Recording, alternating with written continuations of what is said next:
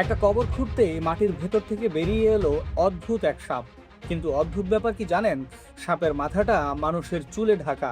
ওখানে দাঁড়িয়ে থাকা লোকটা কিছু না ভেবেই কোদাল দিয়ে সাপটাকে দুটুকরো করে ফেললো। আর ঠিক তখনই চারপাশ কাঁপিয়ে এক মহিলার বুক ফাটা কান্নার আওয়াজ শোনা গেল। মুহূর্তের মধ্যে আকাশ কালো মেঘে ঢেকে গেল। শুরু হলো তুমুল ঝড় বৃষ্টি। আর যে লোকটা সাপটাকে কেটেছিল সে অবশ হয়ে হ্যালোসিনেশন দেখতে শুরু করলো। ওঝাওয়ালা ভাই যখন এই খবর পেল সে বুঝলো মহা বিপদ নেমে এসেছে। এই অভিশাপ থেকে বাঁচতে হলে সাপটার কাটা শরীর আবার খুঁজে বের করতে হবে। ওঝাওয়ালা ভাই নিজের গায়ে পবিত্র লবণ ছিটিয়ে কবরে একটা প্রাচীন মুদ্রা ছুঁড়ে দিয়ে আবার মাটি খোঁড়া শুরু করলো। দূর থেকে কিছু রহস্যময় শেয়াল তাদের দিকে এক দৃষ্টিতে তাকিয়েছিল। হঠাৎ কোদাল গিয়ে লাগলো শক্ত একটা লোহার জিনিসে। মাটি সরাতেই চক্ষু চড়ক গাছ।